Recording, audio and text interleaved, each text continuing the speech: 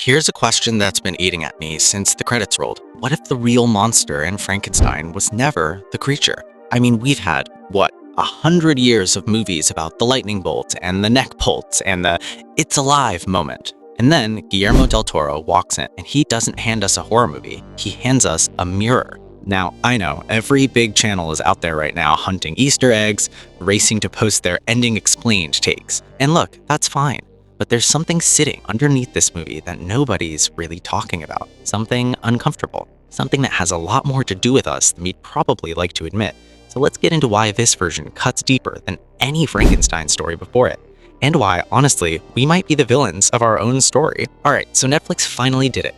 They gave Guillermo del Toro the keys and said, go make your Frankenstein. And on the surface, the premise is exactly what you'd expect. Victor Frankenstein defies death, stitches together a life from stolen parts, breathes fire into it, and then watches everything he's built collapse around him. We know that story. But here's the thing. I finished this movie, 4 or 5 days ago now, and I genuinely have not been able to stop turning it over in my head. Whether you walked away loving those visuals, and my god, they are stunning, or whether you felt the pacing was a slow burn that tested your patience, Del Toro did something here that I think is genuinely radical.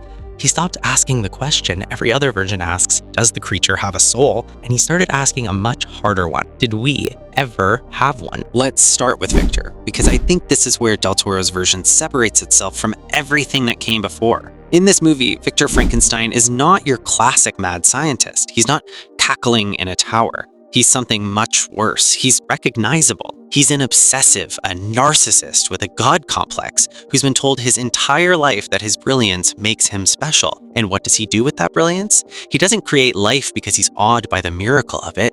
He creates life because he wants to be the one who did it. The achievement, the legacy, the name on the paper. And honestly, that hides a nerve right now that I don't think is accidental. We are living right this second in an era that literally worships the phrase move fast and break things. Look at AI. Look at gene editing. Look at every Silicon Valley press conference where someone unveils something world-altering and then shrugs when you ask about the consequences. We'll figure that out later. Victor Frankenstein is that energy.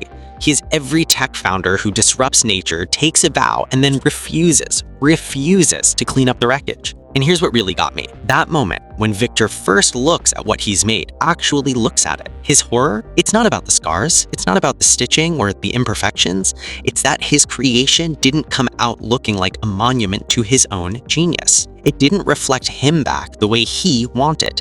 So what does he do? He walks away. He is, in every sense that matters, the ultimate deadbeat father. He brought a child into this world, a conscious being. In the moment that child didn't look like the perfect extension of his ego, he abandoned it, left it naked and confused and completely alone. And we're supposed to call the other guy the monster? And then there's the creature. I have to talk about what Jacob Elordi does here because I think he's going to be underappreciated for this performance, and that would be a real shame. He brings this aching vulnerability to the role that most versions of this story don't even attempt. He's not playing a monster. He's not even really playing a victim. He's playing a person, a brand new person, trying desperately to learn how to exist in a world that has already decided he doesn't deserve to. He's a blank page, and the world writes cruelty all over him. There's this one scene, and if you've seen the movie, you know exactly which one I mean. He's in the woods, alone, and he's practicing. He's trying to mimic a human smile. He's seen people do it. He knows it means warmth, it means connection.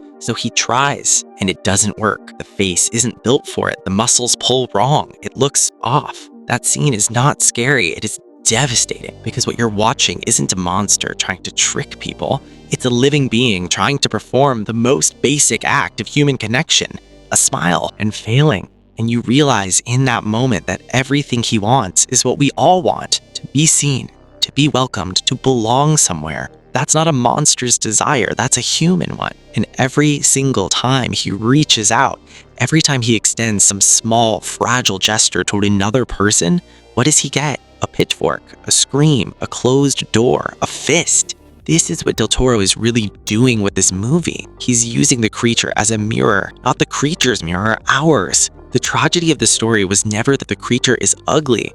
The tragedy is that he's a perfect reflection of the ugliness in the people looking at him. And when the violence comes, and it does come, I need you to sit with something uncomfortable. His violence isn't malice. It's not evil. It's a scream. It's the final, desperate act of someone who tried every other language.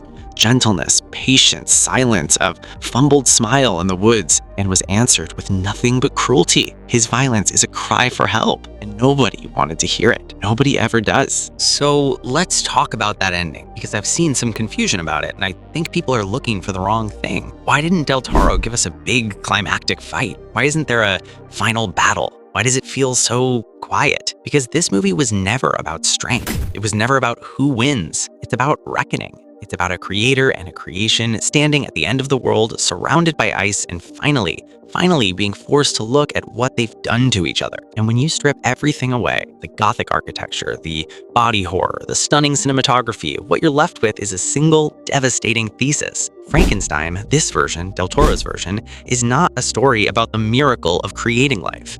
It's about the catastrophe of destroying it, of bringing something into this world, something that feels, something that needs, and then refusing to take responsibility for it when it becomes inconvenient, when it becomes ugly, when it becomes hard. Victor's sin was never the science. The sin was the abandonment. And I think that's why this movie is going to stay with people long after the discourse dies down, because it's not really about 1818 or laboratories or resurrection. It's about right now. It's about us. We can build anything. We can engineer life. We can write algorithms that think. We can split atoms and rewrite genomes. We can play God 6 different ways before breakfast. But we cannot outrun the debt we owe to the things we bring into this world. That's the warning, and it's aimed directly at us. All right, I've said a lot, but I genuinely want to hear from you on this one. That final scene, when it's just the two of them in the snow and everything is stripped bare, who did you actually feel for more? Was it the scientist who gambled everything and lost? Or was it the creature who never had anything to lose in the first place because nobody ever gave him a chance? I'm honestly not sure there's a clean answer, and I think that's the point. Drop your take in the comments. I'm gonna be down there reading because I'm genuinely curious. I wanna know if we're as moral as we like to tell ourselves we are. And if this kind of deep dive is your thing, if you wanna go past the surface and into the why behind the movies that matter, subscribe. We're just getting started. I'll see you on the next one.